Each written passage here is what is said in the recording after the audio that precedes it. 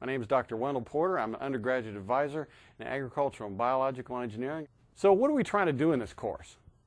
One of the problems and why I invented this course or developed it was that I couldn't get a dialogue with my students to talk about energy. Whether we import 1 million barrels a day of oil or 10 million barrels a day. Well, it's only 1 0, right? Everybody's dropped a zero on a test before or an equation. It's only 1 0, but the difference between 1 million barrels a day and 10 million barrels a day is pretty close to national bankruptcy. So tremendous difference there, and we need to critically evaluate what our newspaper articles, our media, our politicians are telling us and make our own decisions. And once we learn how to do that, we're going to develop our own scenarios and our own ideas on how we can transform the world and the nation we live in a positive way. You'll learn to answer questions that kind of bug us. You know, like I get a newspaper article and it states that oil inventories are at an all-time high in Cushing, Oklahoma. Well, what does that mean to me? Why should I care? And why are WTI and Brent disconnected? You know, are these friends of mine, or acronyms meaning what?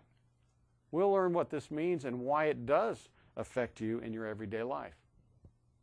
Pictures like that. Some people say, wow, that's the future. Other people say, it's really destroying my view. I can't enjoy it anymore. Well, what's the truth? Wind farms are intermittent. Does that matter? What's important here?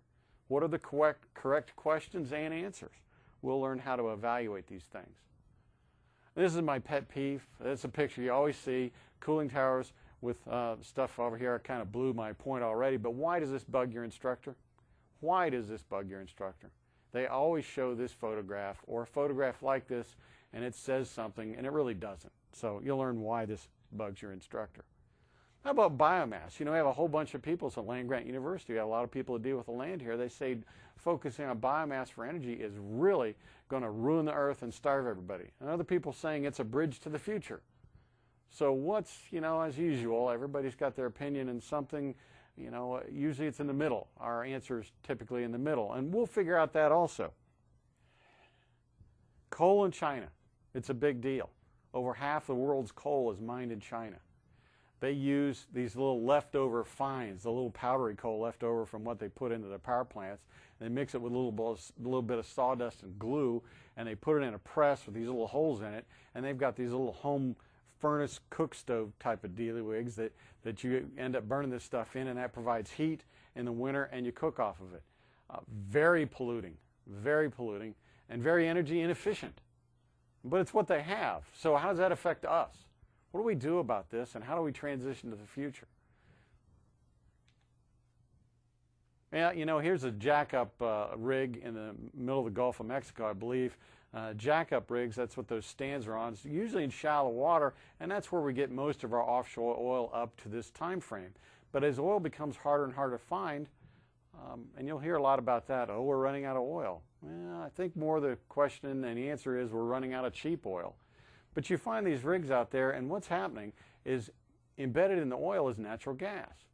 Well, they've got no way economically to get the natural gas to shore, so they just flare it off, creating pollution and wasting a natural resource. So what do we do about that? Where do we go from there? And like the BP thing we saw a couple of years back or in the past, what do we ask or what do we not ask about that?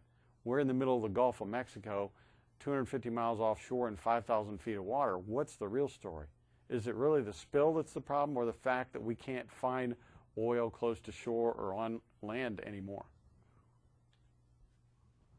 You know, every one of these coal cars in there runs a modern power plant for about 20 minutes. So think of how many coal cars have to be delivered to the power plant near you to provide electricity. And then what do we do with that electricity? I charge my cell phone with it, and then I leave the charger on the wall sucking power out even when I'm not using it. Remember that the next time you see a coal train go by somewhere. And foreclosures. We're in the midst of one of the biggest downturns in real estate that we've ever had in this country. House sales are down and house prices are way down. You know, one of the things that people say triggered the 2008 economic downturn was the increase in the price of oil from lows of of $20 a barrel over just a few year period to highs of $147 a barrel. And we're inching back up over $100 a barrel again in 2011. So as time marches on, what are we going to see, and how does that relate with our ability to pay our other bills? Are they related? Are they not? These are the kinds of things we're going to get into in this class, and I think after this class your whole attitude about energy will change, at least from my point of view. I hope it will. And maybe I'll give you some pointers on how to make your life a little bit cheaper to run. There's things we can do in our own lives. So we have a whole module on our residences and transportation. So again, welcome to our class.